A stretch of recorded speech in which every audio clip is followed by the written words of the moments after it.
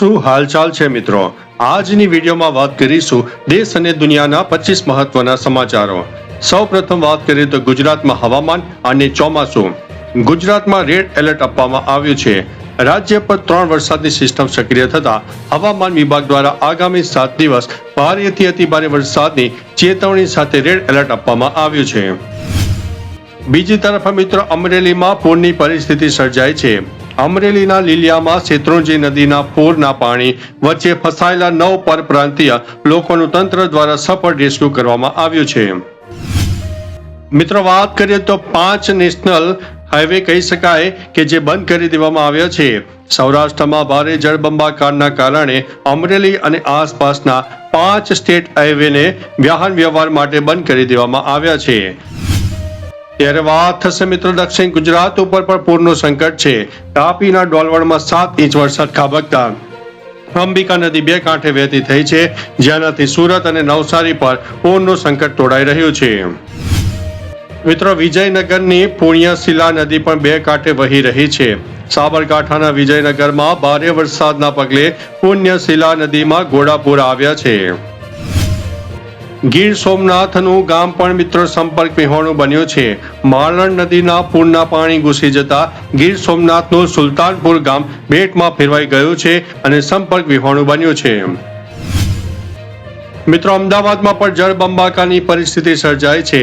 અમદાવાદના બોપલ, ગુમા અને સેલા જેવા વિસ્તારમાં ધોધમાર વરસાદથી રસ્તાઓ ઉપર પાણી ભરાઈ જવા પામ્યા છે. પવનની ગતિમાં પણ વધારો. હવામાન વિભાગની આગાહી મુજબ વરસાદ દરમિયાન દરિયાકાંઠાના વિસ્તારોમાં 61 કિલોમીટર પ્રતિ કલાકની ઝડપે પવન ફૂંકાઈ શકે છે. હવે મિત્રો વાત કરીશું રાષ્ટ્રીય અને અન્ય રાજ્યોના સમાચાર. મુંબઈ પુણેમાં મેઘતાંડવ. મહારાષ્ટ્રમાં ભારે વરસાદના કારણે મુંબઈ અને પુણેમાં રેડ એલર્ટ જારી કરવામાં આવ્યું છે. તેમાં શાળા કોલેજોમાં રજા પણ આપી દેવામાં આવી છે. મુંબઈમાં મિત્રો મકાન ધરાશાયી થવાની ઘટના બની છે.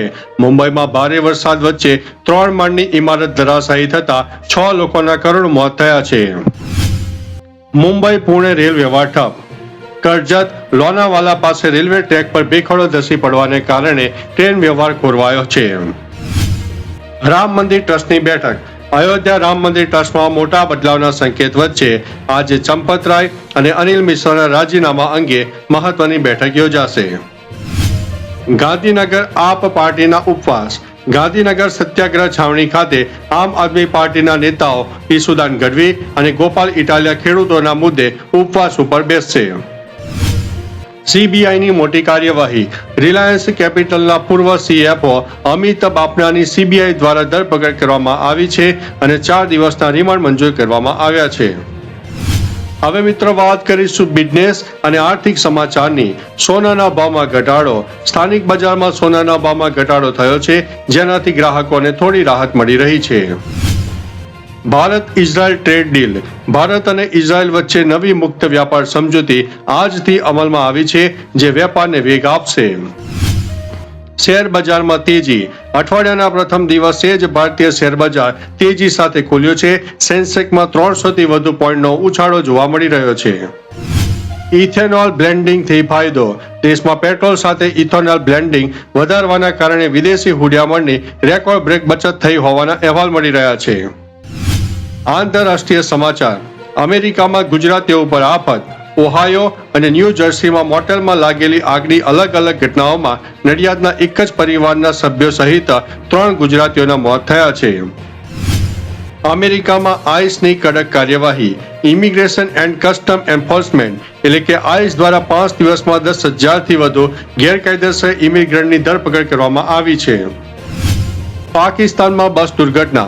પાકિસ્તાનમાં એક મુસાફર બસ ઊંડી ખીણમાં ખાબકતા 40 લોકોના મોત થયા છે. અનેક વ્યક્તિઓ ઘાયલ થઈ છે. ઈરાનમાં શોકનો માહોલ. અયાતોલ્લા અલી ખામેનેની અંતિમ વિદાયના પગલે ઈરાનના રાજકીય નેતાઓ ભાવુક બન્યા છે અને દેશભરમાં ગમગીન માહોલ છવાઈ ગયો છે. હવે વાત કરીશું ટેકનોલોજી અને જનહિતના સમાચાર. ઈપીએફઓ પોર્ટલમાં ફેરફાર. કર્મચારી ભવિષ્ય નિધિ સંગઠનના પોર્ટલ પરથી 2 મહત્વની સેવાઓ હટાવી લેવામાં આવી છે. હવે સીધો નવો યુએએન જનરેટ કે જૂનો એક્ટિવેટ નહીં થઈ શકે. વોટ્સઅપનું નવું ફીચર. વોટ્સએપ પર હવે ચેટ કરવા માટે મોબાઈલ નંબરની જરૂર નહીં પડે. યુઝર્સ પોતાની ઓળખ માટે યુઝર નેમ સેટ કરી શકશે. ડિજિટલ સુરક્ષા માટે પ્રતિબંધ. ચીની એપ્લિકેશન બેટ BMS પર સરકાર દ્વારા પ્રતિબંધ મૂકવામાં આવ્યો છે, જે ઈ-રિક્ષા કંટ્રોલ સિસ્ટમ સાથે જોડાયેલી છે. તો ચાલો મિત્રો, ફરીથી દેશ અને દુનિયાના સુપરફાસ્ટ સમાચાર લઈને મળતા રહીશો. ત્યાં સુધી અમને રજા આપશો. નમસ્તે.